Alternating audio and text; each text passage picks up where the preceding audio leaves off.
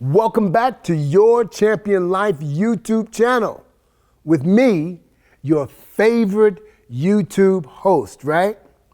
Listen, guys, we're going to talk about how to grow your calf muscles. This is a tough one. You know, with these videos that we're bringing back, blasts from the past, one of the things that I noticed that people really struggle with is really getting a great calf workout. But what I want you to see here is how important it is to use the proper energy system, the proper form and technique. It's not about doing a whole lot of reps. It's the difference between a marathon runner and a sprinter. Genetics play a huge part in this. So I want you to watch this video, glean the information from it. Tell me if you like it. Today I'm going to talk to you about calf training. And one thing about calf training is some people, they have genetically great calves and some people just don't. Does that mean you can't get your calf to respond? No, it doesn't mean that at all. But it does mean that you may be limited to how much that calf will grow. But I don't want you to be discouraged because of this. If your calves are small, they may not ever get extremely large, but you can get them to grow so that it balances out your body. And that's a real key. You want to balance your body as much as you possibly can. Some people are born with larger calves than others, and genetically, they're just gifted with calves. You have a short calf, you have a long calf, you have a medium calf, you have calves that have tremendous muscle fiber, lots of muscle fiber, and some that, you know, you really don't have that much muscle fiber there. But you can grow what you have. Okay, I want to show you something with the calves. If you look at my calves, you have two muscle groups that work the same way. One is the gastrocsoleus and one is the gastrocnemius. And as you see, I have a short bone from here to here, very short bone, but I have a medium muscle group with medium fiber. Some people have a tremendous amount of fiber, so the calves will genetically get larger. And then other people have a short or a high calf. They can never make that calf long, but the important thing is that they get a full stretch on the calf, pulling it down and building it as low as you possibly can. Now, the important thing I want you to remember is you have the gastrocsoleus and the gastrocnemius. And it's not about turning your feet in or out to work the muscle group. The difference is in working more of the gastrocsoleus and working more of the gastrocnemius. The difference is whether you're standing or sitting. It's not whether you turn your feet in or out. That doesn't matter. But when you're sitting, it works the calf a little bit different than when the legs are straight. So you want to do both types of calf raises, seated as well as the legs completely extended, standing calf raises, or seated calf raises with the legs fully extended. I'm going to show you what that looks like here in just a second. But I don't want you to be discouraged. If you have a small calf, you can get it to grow. But genetically, you may be limited to how much they grow. I was blessed to have a medium calf with medium muscle fiber, which actually accented my physique. And I just capitalized on that. I could have had a high calf with very surface muscle fiber, and that would have destroyed my career in bodybuilding, because bodybuilding is all about balance. But because I'm not competing, it's not quite as important. Some of you have no intentions of competing, so having a huge calf is not that important. We can take what we have, cause it to grow, fill it out, keep working the calves, and they'll get better. But hey, if you have small, thin calves with not very much muscle fiber, you're never going to have huge calves.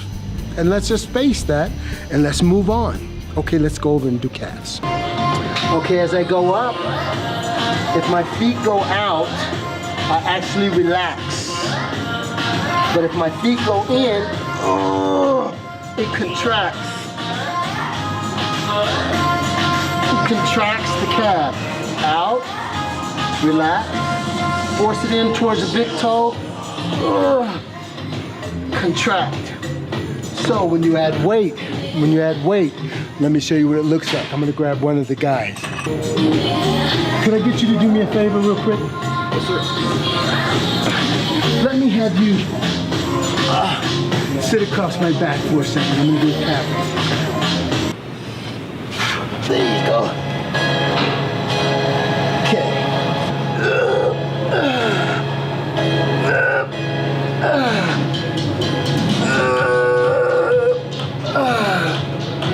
You notice as I go down, there's a full stretch, and as I go up, up higher,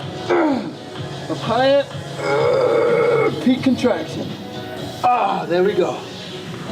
Thanks, partner. Nice. Appreciate it. Okay, now what I want you to see here is as I'm doing my calf raises, my legs are extended. So as I squeeze, you'll notice that my feet are slowly turning in towards each other with the full extension. What we normally do, or what the average person does, if you'll watch my feet, we go out to the baby toe and we extend. But what we're doing, we're actually causing that calf to relax. But when you turn it in, turn the ankles in towards each other, and you put all the pressure on that big toe, you get a peak contraction, and that calf contracts to the place that it wants to cramp. The worst thing you can do, you say I have small calves and I want them to grow, so I'm gonna pack the weight on. I'm gonna put a whole lot of weight on here. My calves, you are going to grow. So I put the weight on there, and what happens is I just move the weight, and I feel the pressure on my feet, I feel the pressure on my calf, but I'm just barely moving the weight and I'm not getting a full range of motion. And that's a problem. I want to get a full range of motion, and I want to build the calf as low as I possibly can, and then I want to contract it as high as I possibly can. So the extra weight is going to limit me from really getting a peak contraction and really getting a stretch. If I get a really good stretch, I'm not going to be able to move the weight. And if I try to get a peak contraction, the weight is simply too heavy to allow me to get that contraction.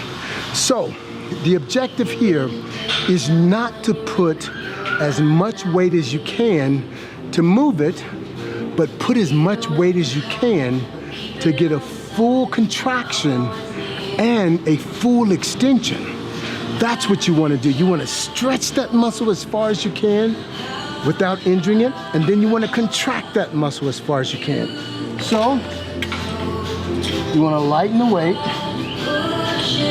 Yeah, there you go. And now I'm going to control the weight, straighten the legs, squeeze all the way back, let it stretch, and squeeze all the way back, let it stretch, squeeze, all the way back, let it stretch. One more time, squeeze. And as you notice, when I come back, you start to see the diamond shape in the calf because I'm getting a full contraction and a full stretch. That's what we want, okay? Now, I want to stress this. Don't put too much weight on there. It's not going to cause growth. The calf is an extremely, extremely tough muscle group, and it's not going to respond to that. Your body, your calves are used to getting a partial range of motion. Every time you get up and walk, your calves are going through a partial range of motion. But when you walk, you never get a full stretch, and you never get a full contraction. That's going to make the difference in whether your calves grow from where they are to where you want them to be. And again, I want to reiterate this. If your calves are small, you can get them bigger, but they'll never be huge. If your calves are huge, you're blessed. You're blessed. You want to shape them, and you want to shape those calves, and you want to do that by increasing the repetitions and really forcing the definition in those calves. Until next time, I want you to subscribe, get everybody involved. God bless you.